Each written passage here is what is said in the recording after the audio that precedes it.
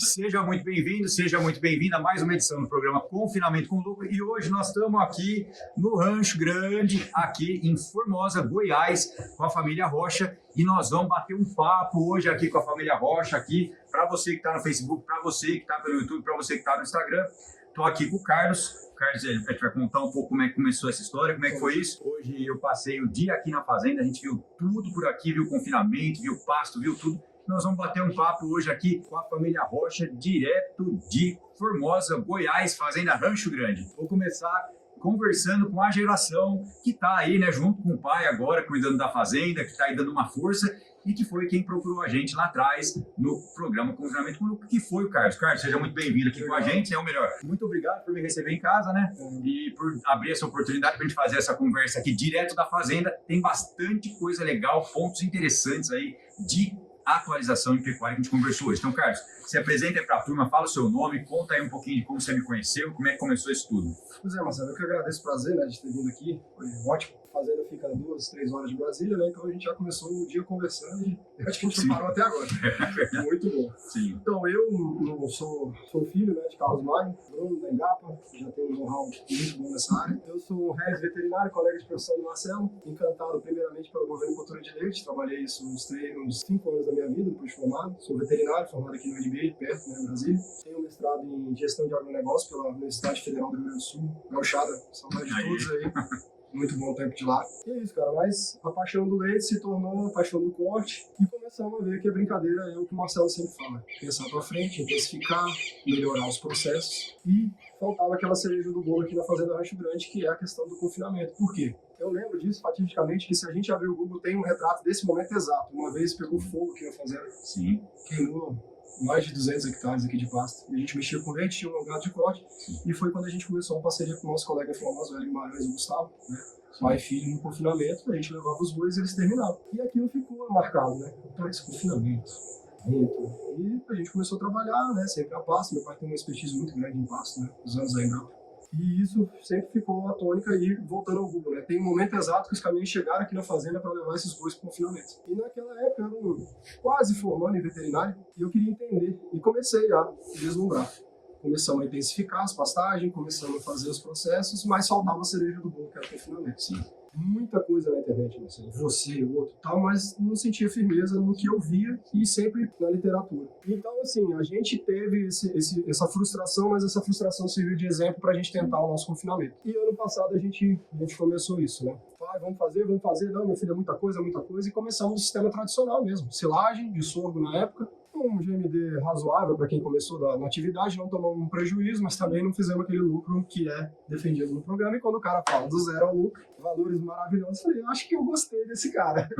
E eu vou atrás dele, vi a primeira live e estamos aqui hoje, né? Fui sorteado porque fiquei na ânsia, que eu sou um cara um pouco ansioso, acelerado, e consegui um dos bônus, né? A visita técnica que falo para todos que foi uma das mais completas que eu já vi de um profissional da área. O cara falou até para eu limpar o meu barracão e é isso, cara, é detalhe. Pecuária, eu fiz um curso em Goiânia esses dias, né? Pecuária hoje é detalhe. E o detalhe do Marcelo não foi inventar a roda, não foi falar que eu tô errado, não, que eu tenho a melhorar. E é isso, Marcelo, você tá aqui para corroborar, para melhorar, né? Uma coisa que eu acredito que está dando certo. Temos muitos problemas, muitas dívidas ainda, mas estamos no caminho, na luta. Mas olha, como é que eu vou falar que está errado se eu chego na casa de uma das pessoas mais importantes da pecuária nacional, o Dr. Carlos Magno, que vai falar para a gente aqui já, que fez um trabalho sensacional, ajudando muita gente na Embrapa, ensinando muita gente, que tem uma história de vida fantástica e, além disso, os boi, as novilhas, né? A maior parte é novilhas tão bonitas. E a situação já é positiva, porém, nós viemos conversar daquele ajuste para realmente impulsionar esse lucro. O resultado já está lá, a novilha está lá e a gente veio aqui justamente para trazer um pouco, né, de, vamos dizer assim, o que já é bom pode sempre ficar melhor, porque quando a arroba cai demais, que nem está agora, às vezes o que é bom não é suficiente para manter aquele lucro, né? Então a gente busca isso. busca essa eficiência, essa gordura em qualquer momento. E aí, realmente o Carlos Filho, o Júnior, né? O Júnior foi muito rápido quando a gente abriu as inscrições para o programa e ele ganhou a visita técnica. A gente está aqui hoje passando o dia, amanhã ainda fica um pouquinho por aqui antes de voltar para Bauru, vindo aí lá do Pará, vindo lá de Progresso, vindo de Sinop, aí uma semana bem bacana no campo e hoje a gente está aqui agora. Então, eu vou agora pedir para o Carlos falar para a gente assim um pouquinho, antes dele conhecer o sistema, né? Qual que era a ideia que ele tinha do nosso tipo de confinamento, do método, e agora, já conhecendo, Carlos, o que mudou na sua percepção? Qual é a sua impressão do que isso vai, aonde isso vai te levar? Sendo bem honesto, gente, desculpa se eu for um pouco ofensivo. Eu achei que havia uma receita de bolo, Marcelo. Sim. Faz isso, faz aquilo, acabou. Esse é o processo, tá? Não, gente. Pegou os dados da fazenda, pegou o que eu tenho, trouxe ideias e, assim, formulou um pacote tecnológico adaptado a Rancho Grande. Que pode ser multiplicado? Claro que pode. Mas ele pegou o detalhe, as especificações, as especificidades da minha propriedade, minha não, né? Da do meu pai, eu sou herdeiro. Então, assim, cara, é isso. O que eu vi era assim, não, é mais um curso, né? Eu já fiz alguns cursos na vida. Mais um curso, uma metodologia nova, vim com uma ideia de que era grão inteiro, ele vinha aqui, meteu o grão inteiro, fazer aquela lavagem cerebral e, não, claro que você tá fazendo tá bacana, mas olha o meu programa aqui. Aí ele me trouxe uma ferramenta que não tava no meu alcance. Jogou lá, perdemos, ganhamos 1h30 e rodamos, e vai continuar, que é a paixão minha do meu pai. Tentar o boi mais barato, seja pasto, seja confinado. Então, assim, mudou muito a minha visão, mudou muito a visão desse senhor aqui, que além da experiência, mas é sempre bom trazer alguma opinião de fora, né, cara, pra oxigenar, pra dar uma nova ideia e melhorar o que tá bom. Eu esqueci o ditado que você me falou, né, o que tá bom é inimigo do ótimo. O ótimo é inimigo do bom. O ótimo é inimigo do bom. E é isso. Mas esse ditado é para você sair da inércia, para você começar a fazer.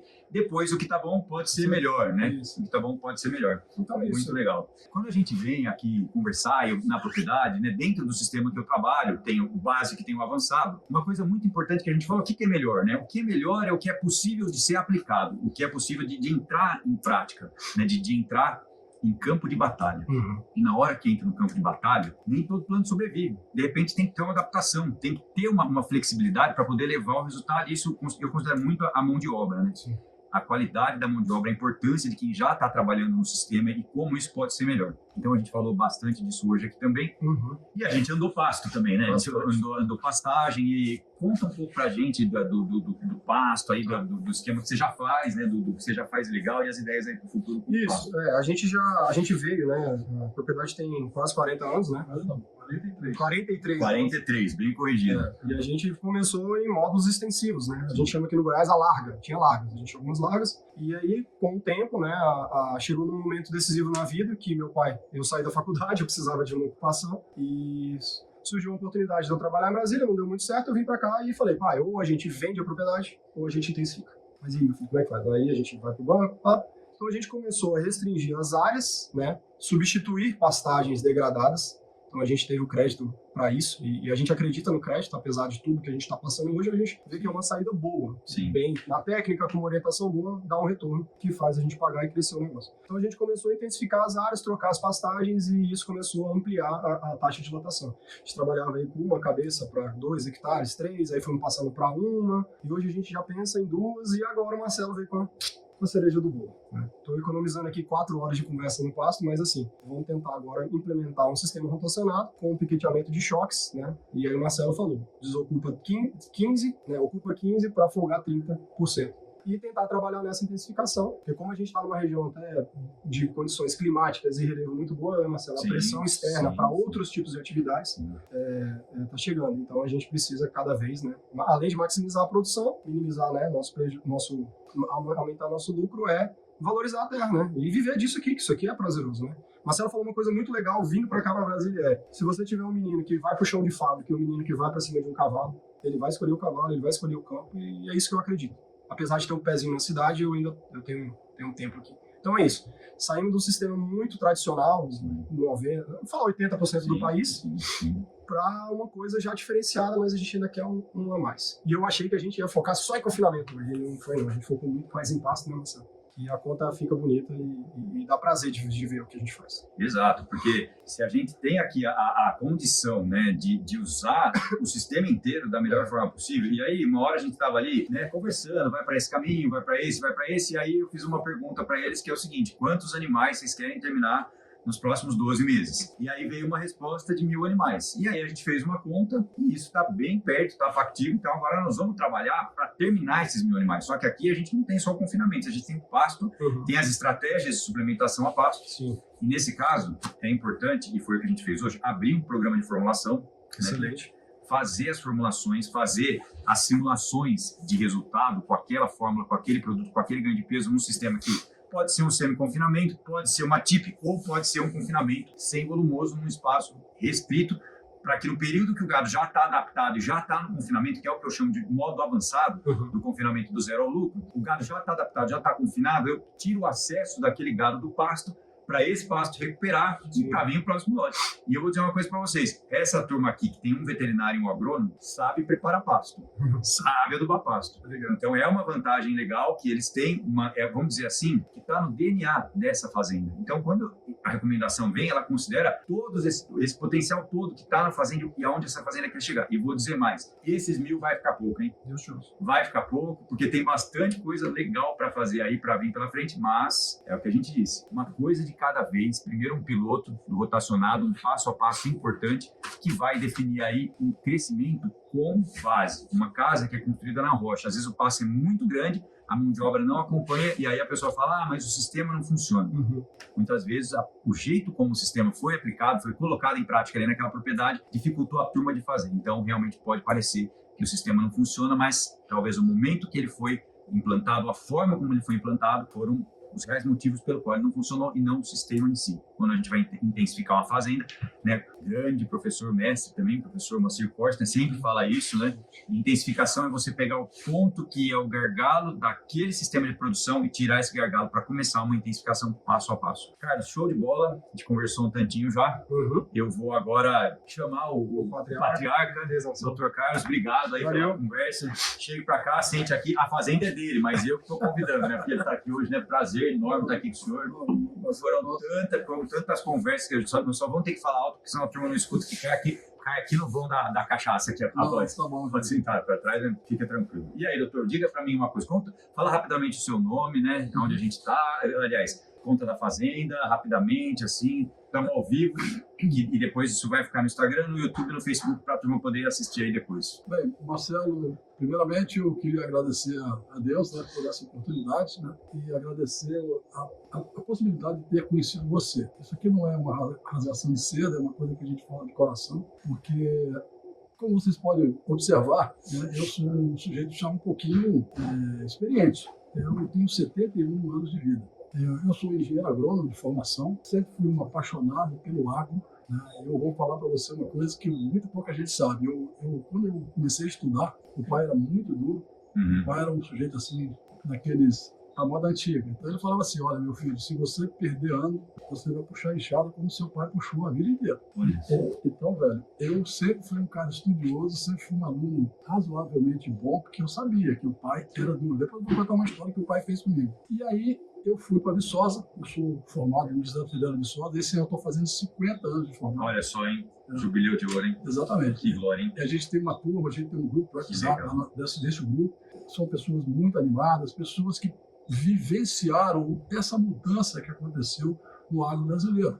Nós participamos disso. Às vezes, eu já fui da Embrapa, eu trabalhei praticamente 40 e tantos anos da minha vida na Embrapa. Eu fui pesquisador na área de pastagens, eu participei da equipe que lançou o antropólogo no Brasil. E depois eu entrei em gestão e fui chefe de várias unidades da Embrapa. Nos últimos tempos, agora, eu fui para Palmas. A Embrapa criou um centro para trabalhar com piscicultura. E como eu era um gestor, um cara já mais experiente, me convidaram para ir para lá. A Embrapa, quando ela cria uma coisa nova, o Conselho de Administração tem a prerrogativa de escolher uma pessoa, porque todos os chefes da Embrapa, eles são selecionados por um processo chamado seleção pública.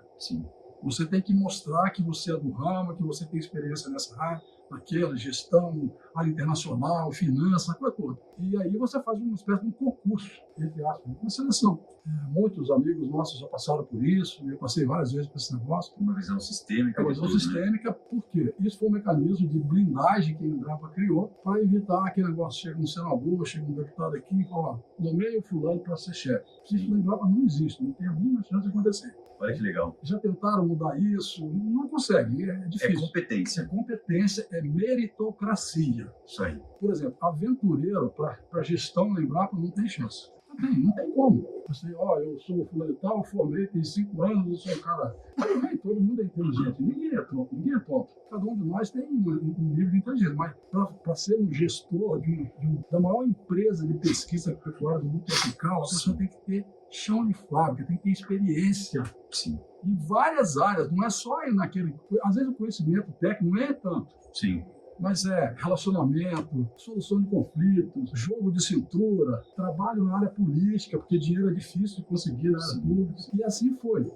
E eu fiquei nessa vida, basicamente, deixa eu ver, 35, né? Não, 45, a gente aposentava antes. 45, mais 7, 52 anos da minha vida eu fiz isso. Olha só. Na Europa. Sim. E aí, em 2017, eu fui para Palmas, nessa última jornada minha, eu fui chefe aqui da Embrapa Cerrados durante 3 vezes. Depois fui presidente da Embrapa durante 1 ano, 89, 90 eu fui presidente. Fui secretário da Agricultura do Estado de Roraima, experiência maravilhosa. Fui presidente da Emater, do Distrito Federal, por um tempo. Depois fui assessor especial do secretário de Defesa do Ministério da Agricultura, experiência fantástica. E aí, no final já da minha carreira profissional na Embrapa, me convidaram para ir para Palmas para montar um centro, construir a área física do centro, laboratórios, salas de pesquisadores, salas de reuniões. Não na massa mesmo, né? Projeto. E montar a equipe. Talvez tenha sido... Montar a equipe que ia trabalhar no centro.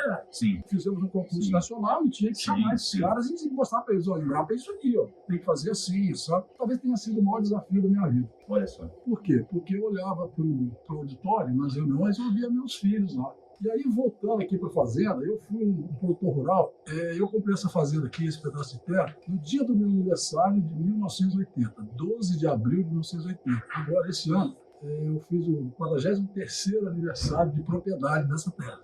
Olha só. Isso aqui é uma vida.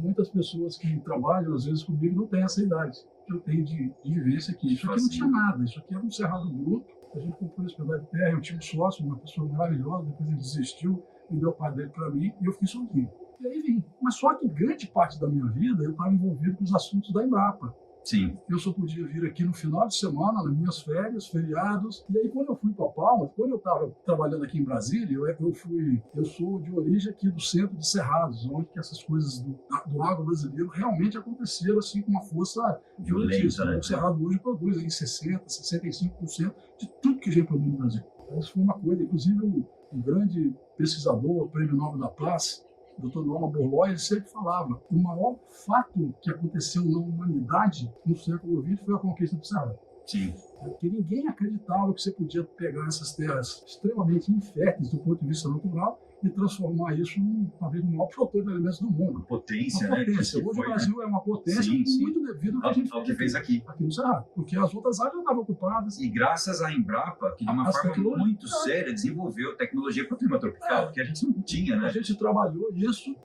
A Embrapa teve eu falo que ela teve um efeito assim de coordenar. Sim. É muito injusto a gente pensar e achar que a Embrapa fez tudo. Não, absolutamente. Mas ela teve um papel fundamental em liderança em algumas áreas, em negociações, sabe, em discussões, principalmente com a classe política, dizer, olha, você aqui por aqui.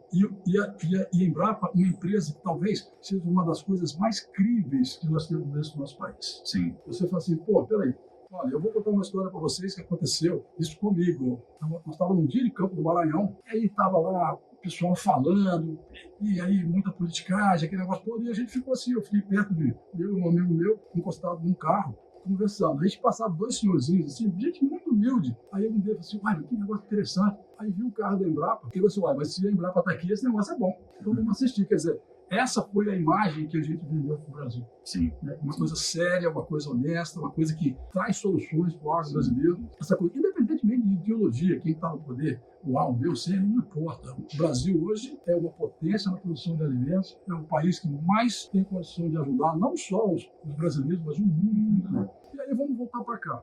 Essa propriedade aqui, como eu já disse para vocês, uma época da minha vida, eu vim aqui uma vez por semana, aí passou uma outra época e eu comecei a vir uma vez por mês. E aí, cara, você imagina, eu estava aqui, eu tinha um gado aqui, e normalmente quando você tem assim, um negócio muito extensivo, você faz cria. É o que todo mundo faz. Eu também não sou diferente de ninguém, não sou mais inteligente que ninguém, comecei a fazer cria, mas nível de produção, produtividade baixíssima, né? E aí, o Júnior já disse isso, e aí eu quero fazer um parênteses aqui. O Júnior, eu não considero ele como meu filho Eu cuidei dele como meu irmão mais novo, porque ele puxa minha orelha, ele briga comigo, e ele às vezes tem um temperamento, às vezes explosivo, esse médico sempre todo errado, isso aqui, mas isso é bom. A gente se dá muito bem, eu respeito ele muito, eu brinco muito com ele, porque eu tinha sempre uma imagem que o veterinário sabia fazer conta. Assim, falando em português bem simples, e eu estou vendo aqui o Marcelo é o outro que me impressionou, cara. Ele manja muito de conta, de programa, de computador, esse povo está muito avançado. Eu achei isso bacana demais, porque a veterinária no passado, os caras só queriam mexer com bicho, com clínica, com isso aqui. E eu estou vendo que está vindo uma geração de técnicos, né, com altíssimo nível, né? E eu vou dizer para você, Marcelo, não é rasgação de seda, eu acho que a gente está numa fase da vida que não precisa mais de fazer essas coisas, né? A coisa que eu mais gostei, assim, de tudo que você proporcionou para nós, então, o Júnior já te conhecia, né, porque já está fazendo curso lá contigo, mas eu, em particular, eu falo isso assim, não tem segredo das coisas que a gente fala. Eu tinha muita dúvida desse porque, Marcelo, a gente que vive no agro, a gente às vezes é muito iludido, cara. Assim, aquelas fantasias, aquelas coisas fantasiosas. Rapaz, produto milagroso. Todo dia chega um cara aqui que quer vender um milagre pra gente. É verdade, né? No mundo rural, a gente sofre tanto com isso, cara, porque é uma embromação. Aí quando você fala assim, mas peraí, quanto que custa essa brincadeira? Como é que faz isso? Como é que faz isso? Por que você vai estar me vendendo um produto, porque se eu fizer isso ou aquilo, vai me dar um... Peraí, não existe milagre, cara. Sim. E a coisa que mais me impressionou nesse papo de hoje, que eu te conheci hoje de manhã, a gente foi te pegar lá no aeroporto, em Brasília e tal, foi o seguinte: pé no chão. Outra coisa, olha, outra coisa que me impressionou, para a gente fazer um bom trabalho técnico, não precisa reinventar a roda. Por exemplo, uma coisa que eu achei bacana assim, não, vamos aproveitar os recursos que vocês têm hoje. Aquilo que você fala, o ótimo é inimigo do bom, mas pode melhorar. Sempre. Tudo da vida pode melhorar. Eu posso melhorar, meu filho pode melhorar, você pode melhorar, todos nós podemos melhorar. Agora, para melhorar, às vezes, custa. Sim. E custa muito. Eu já vi muita gente ter insucessos em atividades porque quiseram fazer coisas que não estavam preparados para serem feitas. Sim. Então, não era o momento de, por exemplo, utilizar aquela tecnologia. Sim, a tecnologia podia funcionar, mas o momento... E a maioria das tecnologias são excelentes, são boas, mas depende do nível que você está. Porque uma coisa que eu aprendi muito cedo na minha vida, eu sou um cara muito pragmático nessas coisas. Às vezes o Júnior fica bravo comigo por causa disso. Quanto custa? Vamos fazer, pai? Vamos. As ideias dele são fantásticas. Só que tudo que você faz tem um custo. Né? E só terminando o raciocínio. E uma coisa que aprendi muito cedo na minha vida é o seguinte: a corrente só arrebenta no elo mais fraco. Você pode fazer tudo certinho, mas se tiver um negocinho ali que não funciona, você hoje mostrou assim, muitas coisas que a gente tem que refinar, que a gente tem que melhorar. Né? Coisas simples, assim, que está na cara, né? Mas que a gente, às vezes, não tem consciência. Às vezes tem resistências e tem muitas pessoas, por exemplo, principalmente pessoas da minha idade, tem muita resistência, às vezes, a coisas novas. E eu não sou tanto assim, porque eu sempre fui um cara de pesquisa. Pesquisador, né? Esse sujeito, pesquisador é um cara que normalmente ele não é conservador. Sim. Porque se ele fosse conservador, ele não seria pesquisador, lógico. Ele não precisaria. Mas olha, vamos falar, hoje quando a gente vinha vindo para cá, né, do aeroporto de Brasília, nós tivemos uma conversa, nós falamos uma coisa que eu queria trazer aqui agora para quem está assistindo a gente, para a turma aí, que a gente falou assim, né, o senhor falou disso da mudança, e aí a gente falou assim, que a maior parte das fazendas do Brasil que estão, assim, não tem a força para fazer o diferente, para enxergar o que está matando ela, né? E acaba desaparecendo, né? Como é que o senhor vê assim essa realidade da pecuária e como mudar isso, né? Marcelo, eu, por exemplo, vou te falar, esse ano para mim tem sido um ano difícil. Eu me estressei muito com algumas coisas que aconteceram na conjuntura, apesar de toda a minha experiência, acho que eu não estava preparado para enfrentar isso. Agora já comecei com a ajuda do meu filho, que tem sido um batalhador. Não, pai, calma, não é por aí e tal. Cara, eu perdi tantas noites de sono esse ano, porque eu sou uma pessoa, cara, que eu fui educado o seguinte: papai era um homem, assim, de instrução muito pouco, papai fez terceira série primária. Meu pai, ele não conseguia dever. Olha isso. Por exemplo, meu pai nunca pagou uma conta um dia depois. E eu também sou desse jeito, eu não consigo conviver, transigir com coisas erradas. Dar calote, eu sabe, eu não fui educado assim, eu não vou mudar nunca. Sim, sim. Entendeu? E assim, olha, eu comecei a entender, cara, também eu tenho que pagar um monte de coisa, e onde que eu vou tirar dinheiro para isso? Os preços derreteram. E aí, cara, eu comecei a ficar tão preocupado. Eu falei assim, porra, peraí, eu quero viver 120 anos, eu tô com 71, ainda falta uns 50 para me chegar lá. Isso é uma coisa que a gente tem em comum, né? Só talvez. Eu vou morrer de infarto por causa desse negócio, eu tenho que reagir. E aí, coincidentemente, eu até falei, comentei isso com você, tem um outro rapaz também, uma pessoa jovem como você, estava dando um curso essa semana aqui, eu assisti um dia e meio. Hoje eu não podia, porque você veio, eu precisava conversar com você, te conhecer. Sim. E aí, conversando com esse cara, conversando com você, rapaz, eu, sinceramente, eu criei uma força, assim, parece que é Deus, né? Isso é coisa divina, não tem outra explicação. Eu comecei, sabe, voltar a ser o Carlos Maia que eu sempre fui, cara. Um cara que olha pra frente, porque o cara ontem falou assim, pô, peraí, só não precisa ficar nervoso, só tem que investir na época que tá ruim. Porque depois que melhorar, todo mundo vai melhorar, cara. Então só tem que se preparar, tá ruim agora, Então só tem que se preparar quando virar O ciclo pecuário. o ciclo pecuário, e é ciclo, Vai né? virar e é ciclo, né? É ciclo com esse negócio. E agora Agora você vê, um cara igual eu, que tem 71 anos, ficar, rapaz, dava um suador de noite. Putz, grilo, eu suava, eu acordava, não conseguia dormir. Mas é por quê? Porque eu sou uma pessoa que eu gosto de ter minha vida reta.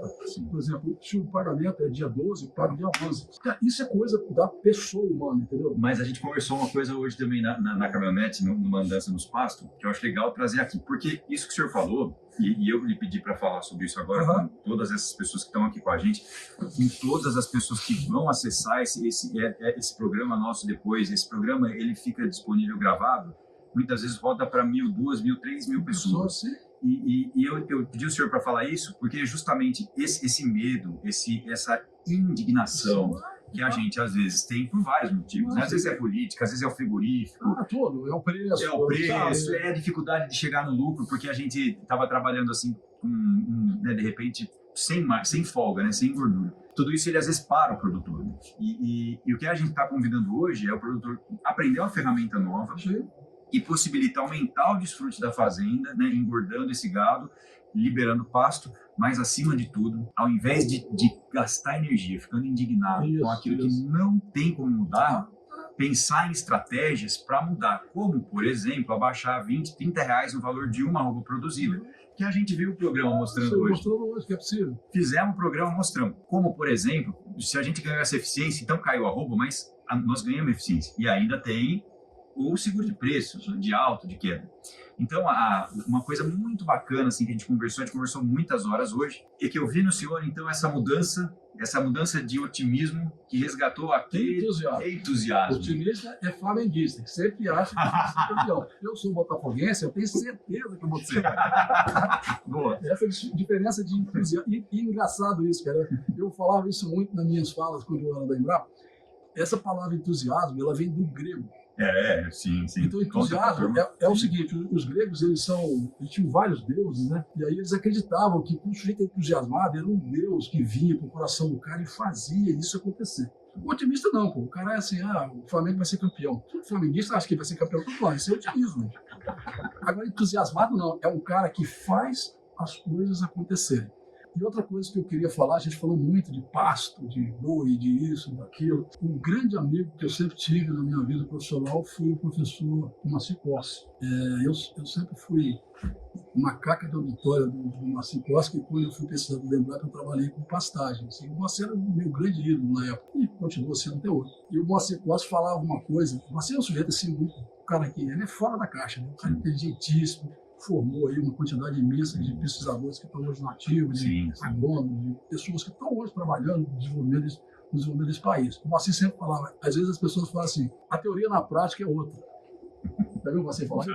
Ele fala assim, quando você não sabe a teoria. E muito de nós, às vezes, vem para a fazenda, vem para o meio rural e entra nessa, de achar que tudo que é prático, tudo bem, experiência tem o seu valor, nessa grande equação que é eu acho que uma das coisas mais difíceis de uma propriedade não é fazer esse negócio de fazer o confinamento, instalar água, não, é gestão desse negócio. Gestão, para mim, é um troço fundamental na propriedade. E eu O Júnior me critica muitas vezes, e eu acho que ele está totalmente certo. Eu, depois que vim aqui fazendo, eu vim para cá para morar aqui na propriedade com a minha esposa, eu vim para cá em 2017. Eu virei um peão, cara. Não sou contra o peão, não. Os caras têm o seu papel, mas, cara, peraí. A cabeça pensante, né? Exatamente. De estratégia, Então, né? hoje, eu faço muito mais coisas operacionais do que estratégicas. Então, acho que isso aí é um erro crasso que eu estou cometendo. Aí eu fico imaginando assim, putz, grilo, Casoar, você já foi praticamente tudo. Nessa parte do agro, você já foi tudo praticamente. Todas as áreas, defesa, extensão rural, pesquisa. E você continua errando, cara. Pelo amor de Deus, eu queria vergonha, Casoar. Entendeu? Agora você imagina, um cara que tem, vamos supor, teve muito menos chance do que eu, é um produtor rural igual que eu sou, mas tem um nível cultural mais baixo, tem um nível de conhecimento mais baixo, um nível até de experiência. Imagina o nível, como é que esse cara faz? Por isso que quando você fala, você falou um negócio para mim hoje que eu achei bacana. Eu, quando era menino, eu vim de uma família muito top, e eu sempre falei assim, o dia que eu aposentar, eu vou trabalhar para pobre. Não é arrogante, não? Não é não. Eu aposentei muito novo. Eu acho que eu tinha 58 anos quando eu aposentei. Cara, no auge da minha capacidade intelectual, aí comecei a trabalhar na África. Agora, a gente acha que o Brasil tem pobreza. Eu fico vendo esses políticos de boteco aí falar essas coisas. Eu acho graça, cara. Meu amigo, na África não tem pobreza. Lá tem miséria. Entendeu? Lá tem miséria. Por quê? O Brasil tem gente pobre? Tem gente vivendo numa linha pobre? Tem. Só que aqui tem um negócio que ninguém tem. A África é praticamente toda tropical. Só tem aquela parte de baixo, a outra de cima. O resto é trópico. Eles não têm tecnologia. Eles não têm mão de obra. Meu amigo, você conseguiu um tratorista na África. Você não acha? Eu vou fazer um gancho com isso que o senhor está falando. Lembra que nós paramos na África, mas o senhor falou assim, eu estou aqui na fazenda, então, hoje fazendo muita coisa, né, serviço básico, operacional, e me falta tempo para pensar, para fazer a conta, fazer o planejamento de como chegar nas 1000 cabeças, tirar 1000 cabeças da fazenda por ano, porque eu tenho tanta coisa para fazer, e tem um amigo meu que falava que fazenda chama fazenda, porque você tem que estar sempre fazendo, não acaba nunca. E é verdade, mas aí o senhor entra nessa de fazer, e acaba perdendo tempo de decidir. Por outro lado, muitas vezes a gente tem um certo conceito de que é difícil arrumar gente para trabalhar e tudo mais. E aí, às vezes, a gente acaba centralizando tudo e fica sem tempo e sem gente, e a hora que vê tá numa loucura, e a hora que vê a fazenda contabilmente está negativa. Então, eu vejo que muito produtor, ele dá o sangue ali todo dia. Ele quer fazer o negócio acontecer, não quer arrendar, não quer acabar, quer fazer a coisa acontecer. Mas muitas vezes faltam pessoas, falta uma estratégia, uma maneira de trazer pessoas boas para trabalhar, sim. Mas para conseguir fazer isso tem que sair um pouco de cena, né? Do trabalho braçal, né? Você tem que usar uma estratégia de motivar as pessoas. Sim. Por exemplo, hoje mesmo no carro de manhã cedo, eu estava conversando com o João, estava reclamando de um menino que trabalha com a gente aqui, um operário nosso. O João foi, pai, pelo amor de Deus, pai, que estranho. Não é por aí não, pai, você está completo. É aquela coisa da... Você, às vezes, você é educado num estilo de vida. Sim. É difícil mudar a cultura de uma pessoa. É difícil. Ainda mais uma pessoa idosa. Você passou tantos anos fazendo aquilo dessa forma. Aí, às vezes eu aprendo muito mais com o Carlos Júnior do que ele aprende comigo. Ele, às vezes, não sente isso. Você não fala pra mim, não sei o quê. Eu tenho um jeito de ser, e eu acho que dificilmente eu vou mudar. Eu tento me adaptar às coisas. Por exemplo, eu sou um idiota, evidentemente. Mas tem coisas que, às vezes, o meu modus vivendi, a minha criação, às vezes me bloqueia. Às vezes eu fico meio bravo com esse negócio. Por exemplo, esse negócio que você falou hoje, eu refleti bastante, você falou uns negócios assim relacionados a isso. Você estava contando uns exemplos lá você foi do Pará, uma coisa que você viu lá, de motivação, você comparou com outro nível de gestão. Rapaz, a gente tem que motivar as pessoas. Porque uma coisa que a gente vê, por exemplo, você fica reclamando de um de outro. Meu amigo, a coisa mais difícil hoje é você arranjar um empregado. Aqui principalmente. Outra coisa, você para motivar uma pessoa, você tem que treiná-los, capacitá-los, porque o processo se você analisar desde a era Getúlio Vargas, quando começaram a aparecer as indústrias no Brasil, o Brasil começou a se industrializar, houve um processo. E aí, a gente tem que criticar os políticos também. Eles incentivaram isso. Foi a coisa mais massiva, foi esse negócio de expulsar da roça e para a cidade. E tinha que ir mesmo, porque qualquer investimento social que era feito no Brasil era feito lá. Por exemplo, eu acho ridículo quando chegam esses políticos de boteco que a gente tem, os caras que não lêem, não conseguem entender o que aconteceu, inclusive na história. Os caras falam assim, porque eu nasci em 52. Porque na década de 50 o ensino público brasileiro era um espetáculo? Era. Mas só era para quem estava na cidade, quem tinha condição. A roça era tudo analfabeto, cara. Eu saí da roça por causa disso. Por que você acha que eu saí lá eu nasci em São Sebastião do Alto, interior do estado do Rio. Talvez seja o município mais pobre do estado do Rio de Janeiro. Eu tive que ir para Niterói para estudar. Porque na minha cidade não, que eu morava na roça, na minha roça só tinha estudo até a terceira série primária, pô. Então eu tive que ir para Niterói. Fui morar de favor na casa do meu padrinho, aquela coisa toda, para depois fazer agronomia. E eu não sou veterinário porque eu sou medroso. É sério, eu não consigo mexer com negócio de sangue, de cortar bicho, eu tô fora. Mexer o sangue é para fora.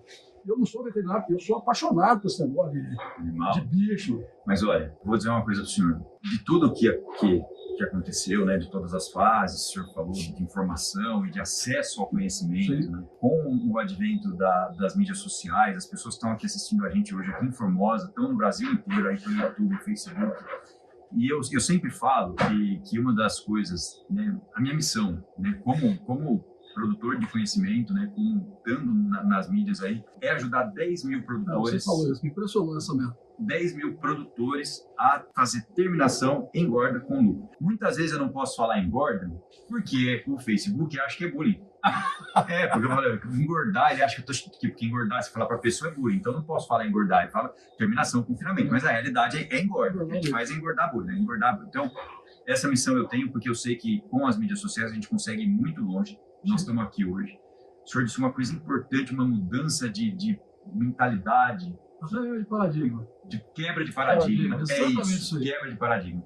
Então eu queria que o senhor desse uma mensagem final para aquele produtor que não está vendo uma forma e que muitas vezes não está olhando, não tem nem tempo de olhar porque fazer ele tanto que trabalha. Deixa uma mensagem para essa turma para ajudar, para dizer o que eles podem fazer, como superar isso, progredir, continuar com a fazenda. Eu vou começar pela máxima do meu guru, o Moacir Costa. Né? Sim, com certeza. Eu acho que o Moacir Costa fala essa coisa, machuca. Sim.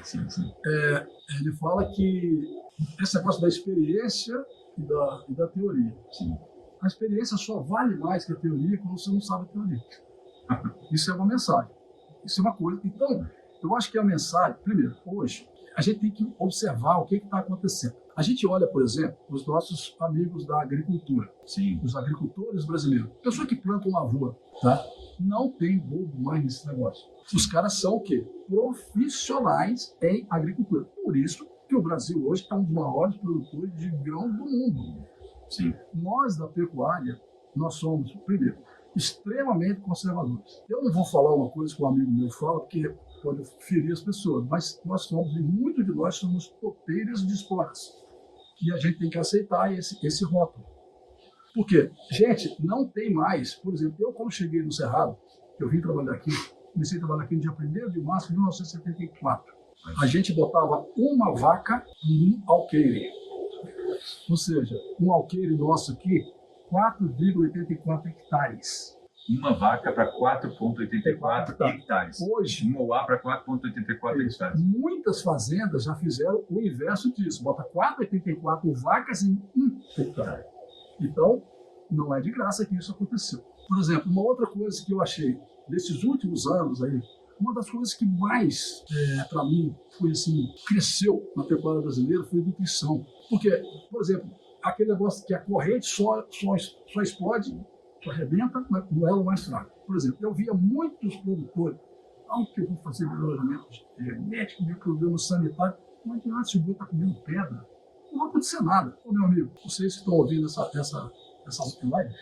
Live, é um programa ao vivo, né? Esse programa aqui, nossa, Sim. Vocês já viram? O que adianta você dar vitamina para um paciente terminal de AIDS ou de câncer? Nada. É o que muitos de nós produtores fazemos. Por exemplo, ontem, esse rapaz estava dando curso para ele toda hora batia. Ele falou assim, gente, todo mundo está preocupado aqui com suplementação, proteinado, não sei o quê, mas por que você tem que fazer isso se o seu pasto está uma porcaria? Não tem pasto, né? Não tem pasto, não tem massa. Então, essas coisas, elas são assim, processos, entendeu? Então, a gente tem que crescer. Eu acho que qualquer sistema, e esse papo com você, com esse outro rapaz, tá me deixando mais motivado. É o seguinte, a gente chegou no nível aqui na propriedade, o Júnior fala muito da tal da cereja do bolo. A gente está precisando dessa cereja do bolo. A gente já fez muita coisa boa aqui. Sim. E às vezes a gente próprio não reconhece que isso é bom. Sim. A gente fica só aquilo que a gente está falando, assim, passa regra, isso aí não adianta. O que adianta eu ficar falando de governo, que eu não acredito nisso, não acredito naquilo? Não adianta nada. A gente tem que olhar para frente. Principalmente quem quer viver 120 anos. É isso aí. Então, eu acho que a mensagem é essa. Eu acho que as pessoas que estão na dúvida, primeiro, busquem informações. Gente, o que a gente tem de conhecimento nesse país, nas nossas universidades, na Embrapa, nas empresas de pesquisa, na iniciativa privada, nas empresas que vendem produtos, todo dia chega um cara que quer vender um milagre para mim. Agora, a gente precisa buscar as informações corretas. Conhecimento tem demais, no mundo inteiro, rapaz, essa tal de internet hoje. Sim. Tem de tudo, tem coisa ruim, tem coisa boa, tem coisa maravilhosa. Né? Chega para todo mundo, para todo mundo. Você graça, aperta aquele botãozinho ali do Google, do sei lá de quê, sabe? Já foi. Na hora que viu, já foi. Já foi, cara. Então, muita coisa, às vezes, você... Por exemplo, eu vou fazer 50 anos de informática, imagina. O que eu aprendi com um agrônomo 50 anos atrás, não funciona mais. A agricultura era do outro jeito, as máquinas mudaram. Sim. Então, uma coisa que eu acho que, principalmente nós da pecuária, a gente tem que buscar sempre atualização. Informações. Por exemplo, o cara antes falou um negócio, você também falou isso várias vezes. Tá bom, nós vamos fazer um confinamento, rotacional, mas cara, eu tô com... Mas quando você começa a aumentar a escala, aí o troço fica doido, né? Sim. Quando você tem, no nosso caso aqui, mas vamos supor, se eu tivesse 500 novilhas gordas ou garrotes, eu vou pensar em vender isso agora? Eu já tinha que, antes que eu botei esses animais para comer, eu já tinha que ter ligado para o frigorífico e falei assim, vou ter tantos animais, tal mês, tal, qual vai ser o preço, talvez fazer um... Eu não sei mexer muito com esse negócio. Planejamento, que é o negócio de bolsa, a pessoa tem que entrar nessas coisas. Eu, por exemplo, sempre fui avesso a esse troço, sabe? Sim. Rapaz, negócio de mexer com bolsa, eu tenho medo desse trem, rapaz.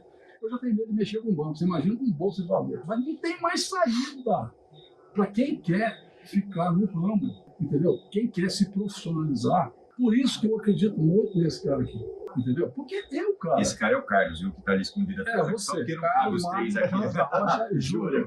Ele é o cara, não sou eu mais. Eu tinha feito uma promessa para mim, que aos 70 anos eu ia largar esse trem. Mudou de ideia já, né? Mudei.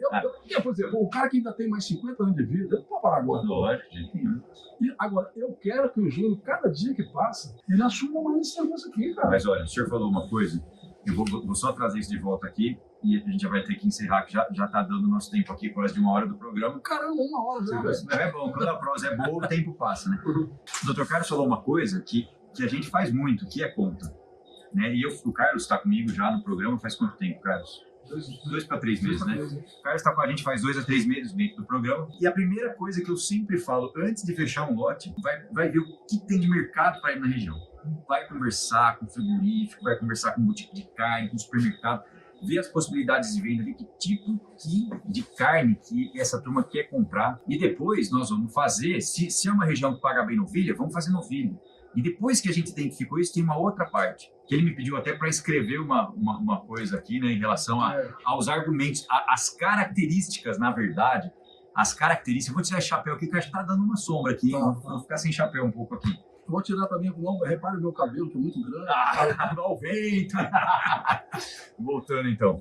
As características da carne que a gente produz.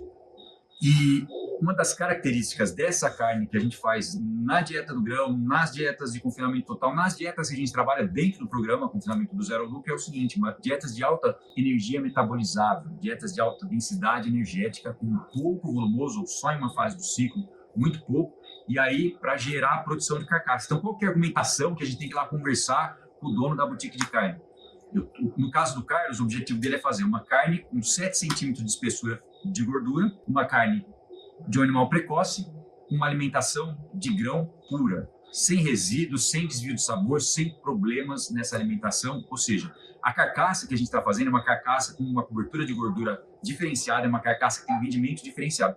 É um produto diferente. E aí agora, sabendo desse tipo de carne, de todos esses argumentos, ele e cada um de vocês que está com a gente, que conhece, que está aqui no programa hoje, pode e deve fazer isso. Falar bem do que faz desde que faça bem, porque o senhor, gostei muito do que o senhor falou. Quando a prática não dá certo, é que faltou teoria, né? E aí é lógico que quando acontecem as coisas no campo de batalha, a gente faz adaptação.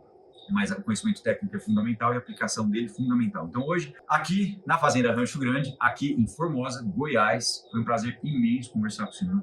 Com o Carlos Júnior também, que está aqui atrás com a gente também aqui na roda de conversa, um prazer imenso. Agora a gente vai ter um papo aqui, vai continuar a nossa conversa, né? E a gente vai encerrar o programa e nós vamos deixar uma mensagem aqui para cada um de vocês que está aí com dificuldade, com dúvida do que fazer.